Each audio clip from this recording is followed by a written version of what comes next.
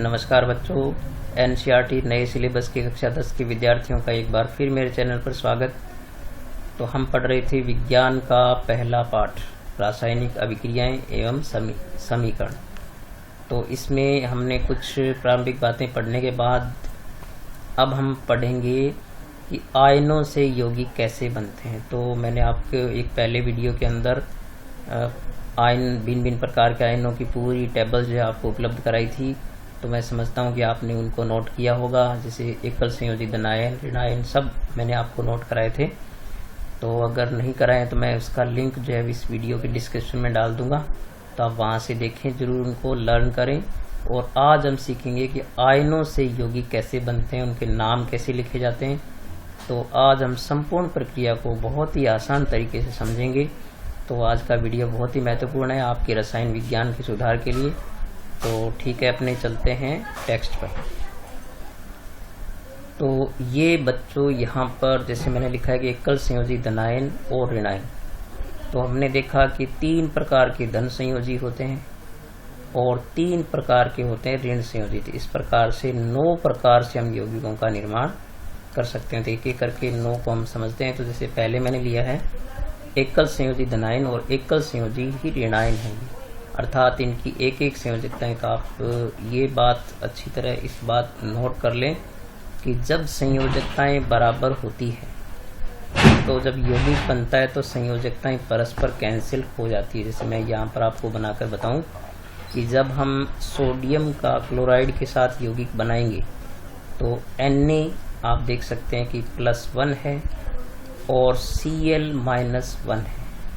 तो इसमें भी +1 और इसमें -1, तो बराबर संयोजकताएं क्या होती है, कैंसिल हो जाती है, यानी वो कट जाएगी। तो बनने वाला यौगिक होगा NaCl। तो इसका नाम क्या हो जाएगा बच्चों, क्योंकि इसका नाम सोडियम है और इसका नाम है क्लोराइड। तो आयनों के जो नाम होते हैं यौगिक में नाम वही रहते हैं। तो इसका नाम हो जाएगा सोडियम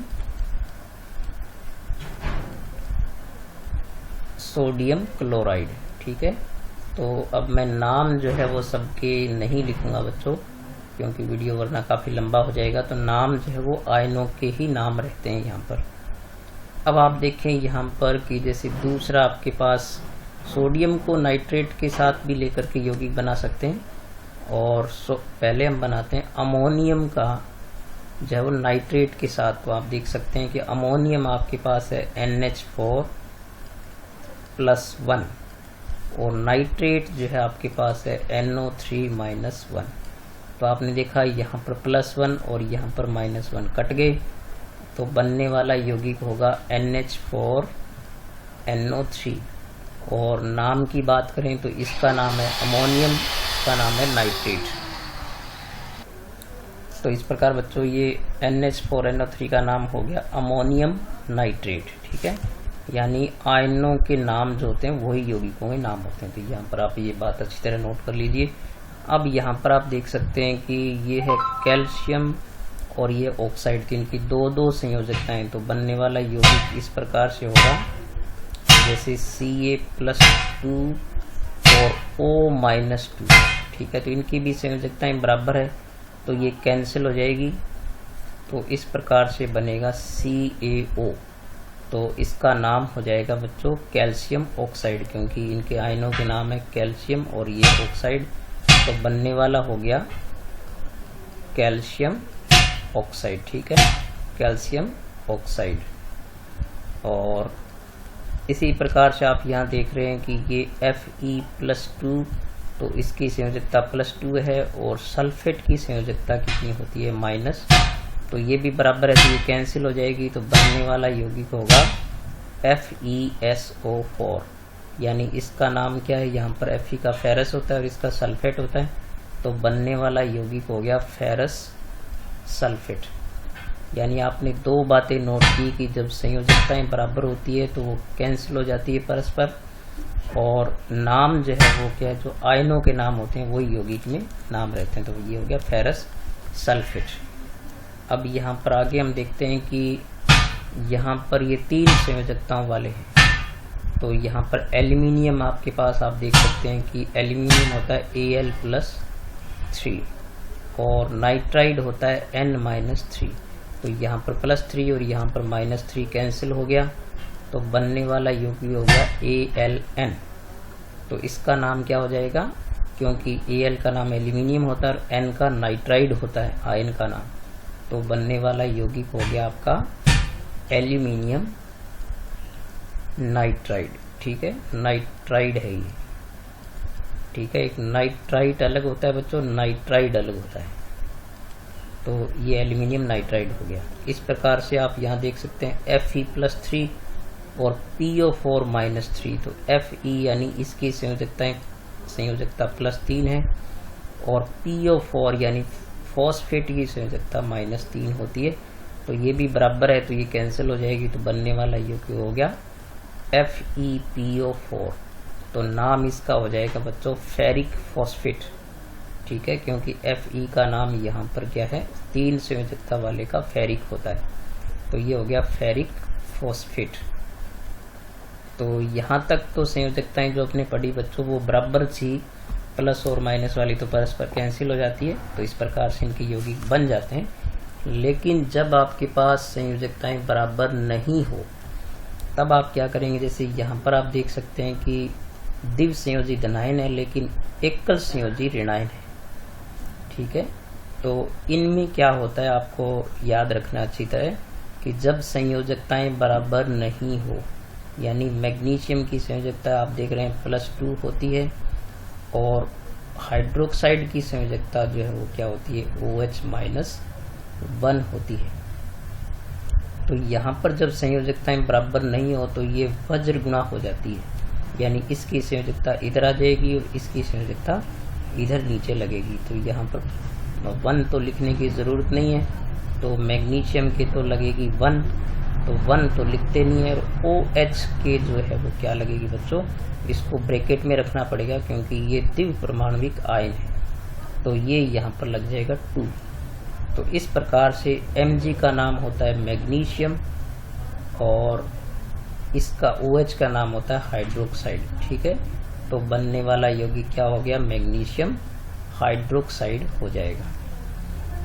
तो ये याद रखना है कि जब संयोजकताएं बराबर नहीं होती है तो वो तिरछा गुना हो जाती है।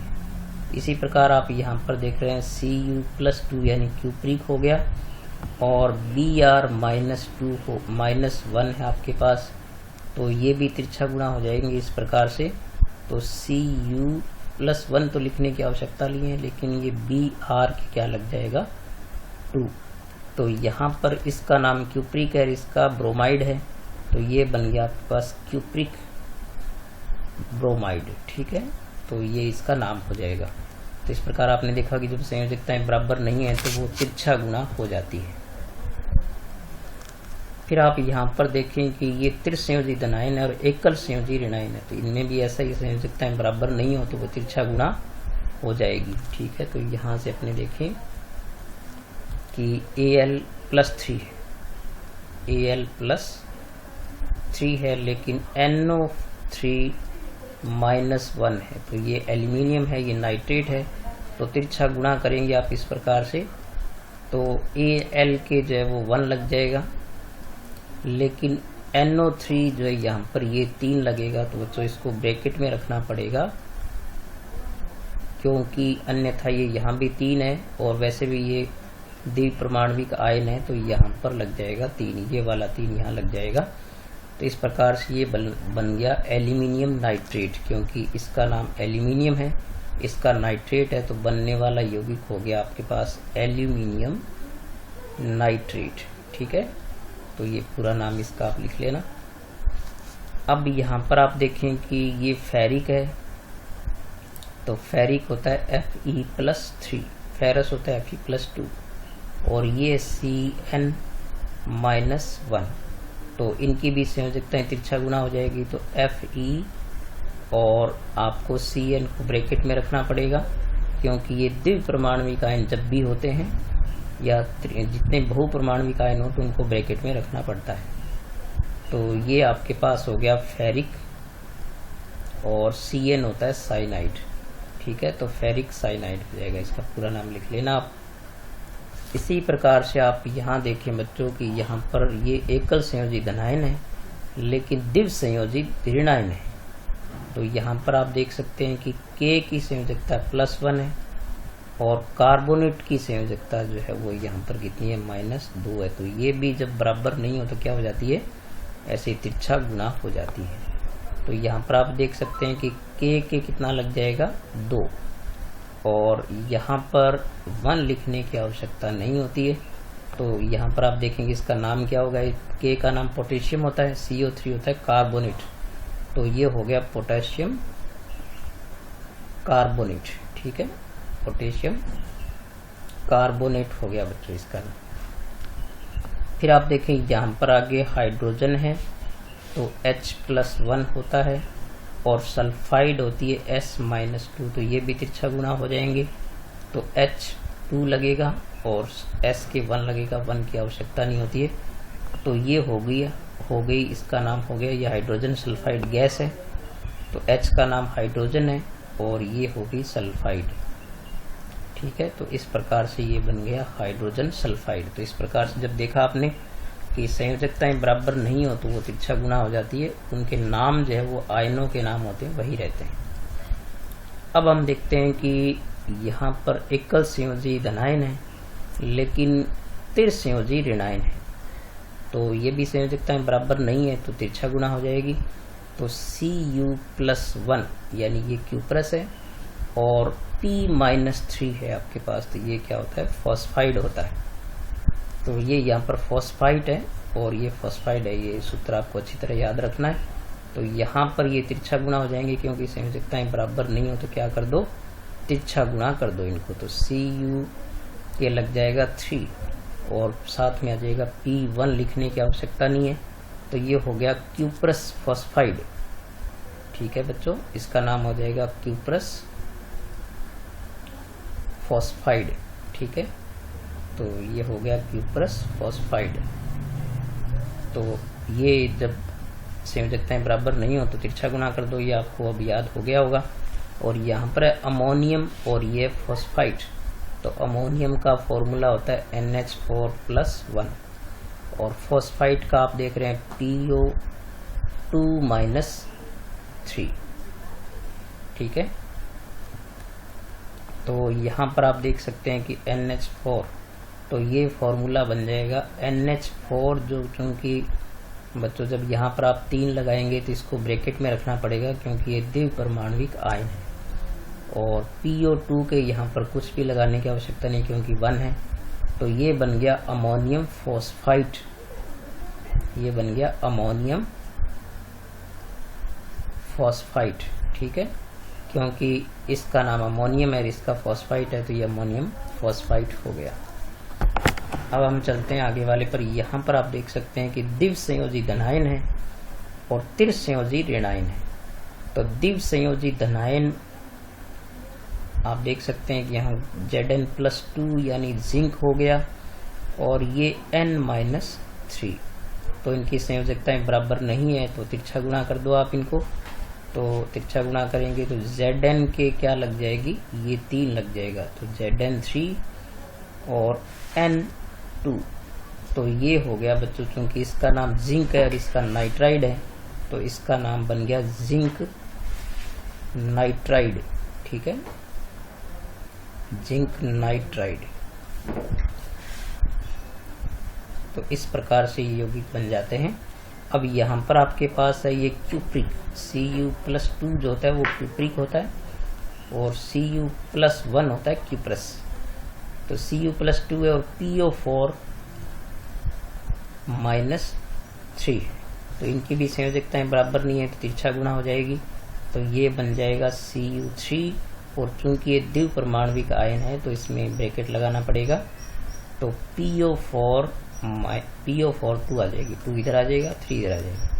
तो ये बन गया क्यूप्रिक फॉस्फेट, क्यूप्रिक फॉस्फेट, ठीक है। तो इस प्रकार से आप देख रहे हैं कि जब इनकी संयोजकताएं बराबर नहीं है तो तिरछा गुणा हो जाती है और संयोजकताएं बराबर हो तो वो कैंसिल हो जाती है। अब हमारे पास आखिर में बचे एकल संयोजी धनायन और द्विव संयोजी ऋणायन। तो यहाँ पर आप देख रहे हैं बच्चों की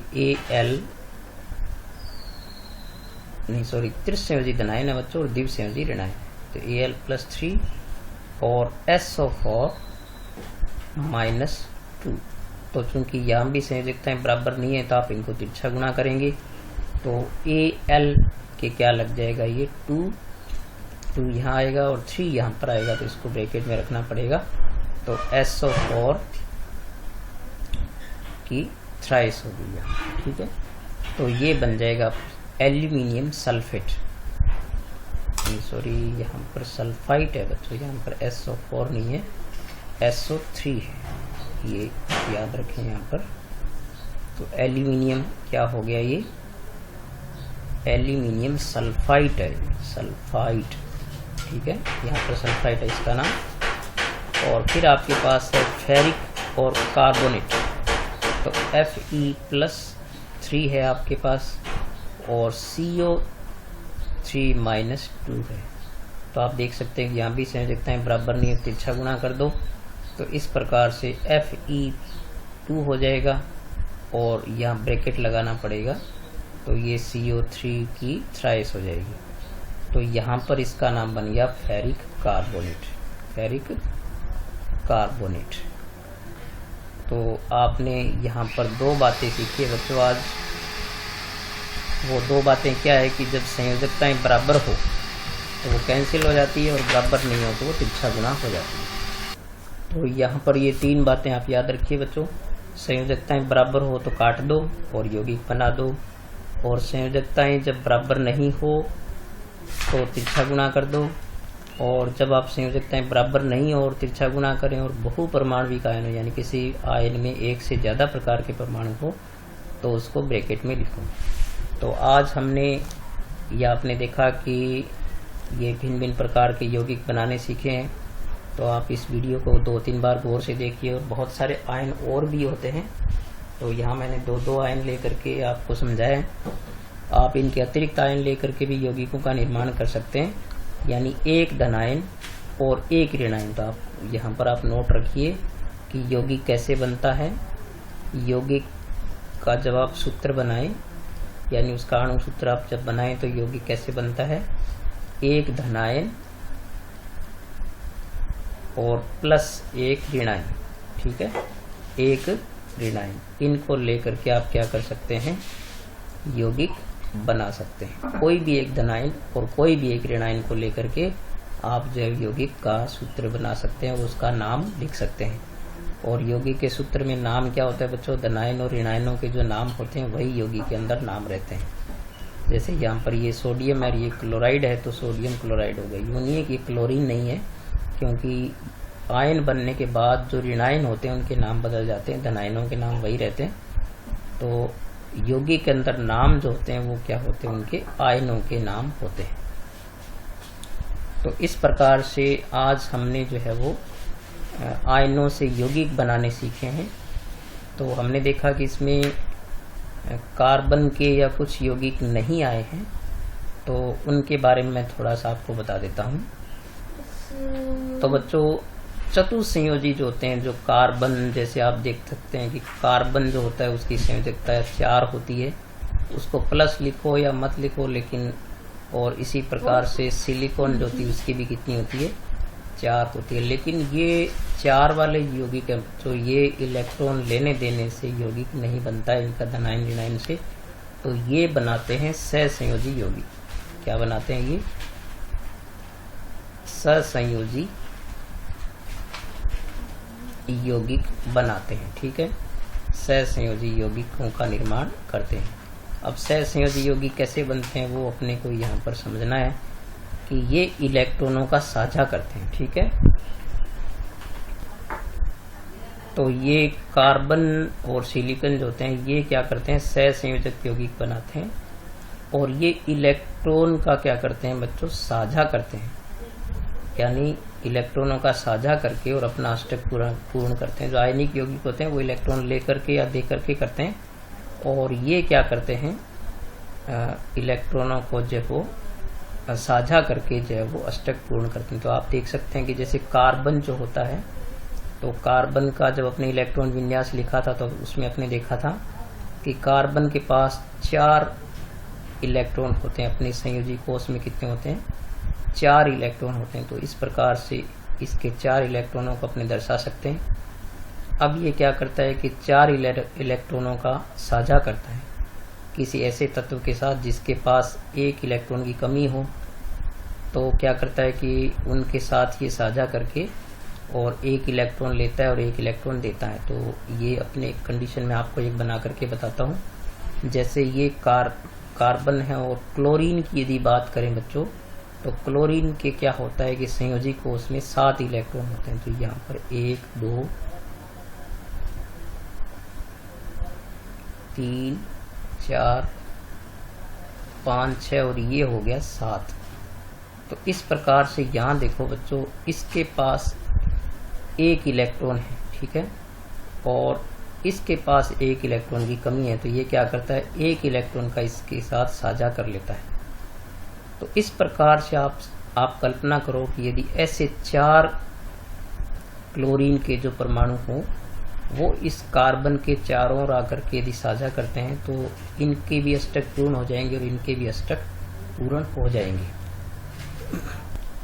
तो यहाँ पर बच्चों ये कार्बन के चारों ओर मैंने 4 क्लोरीन के जो है वो इस प्रकार से परमाणु दिखा दिए। तो इसमें भी 1 इलेक्ट्रॉन की कमी है क्योंकि इसमें 7 है, इसके पास भी 7 है, यानी इसके पास कितने 7 है, इसके पास भी 7 है, इसके पास भी कितने 7 है और इसके पास कितने 7 है। तो इसके पास यहाँ पर बच्चों कितने 4 है।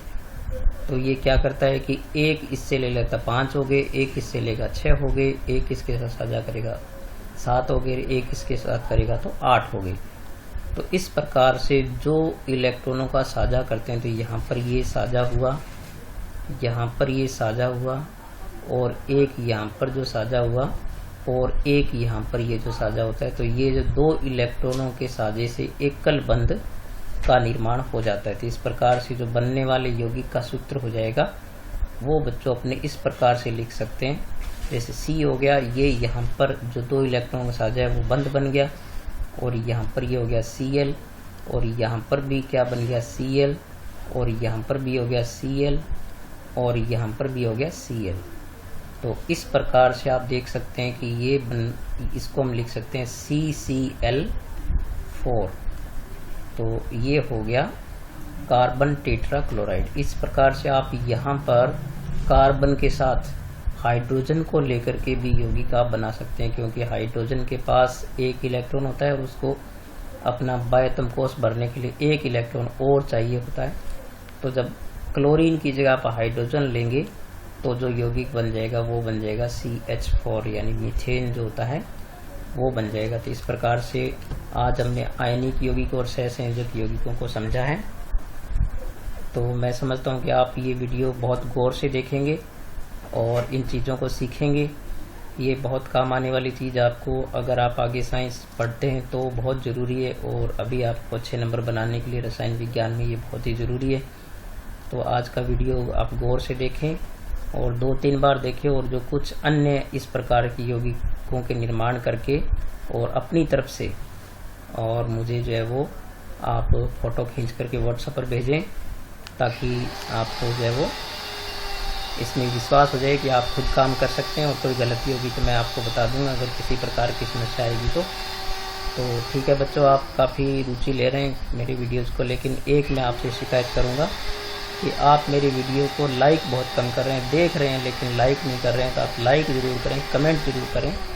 अब मान लीजिए मेरी किसी वीडियो पर 150 व्यूज़ आ रहे हैं, तो 150 लाइक भी आनी चाहिए, क्योंकि आप जब वीडियो देखते हैं, वीडियो पर जाते हैं, तो वहाँ पर आपको लाइक ज़रूर करें आप उसको, और कमेंट भी ज़रूर करें।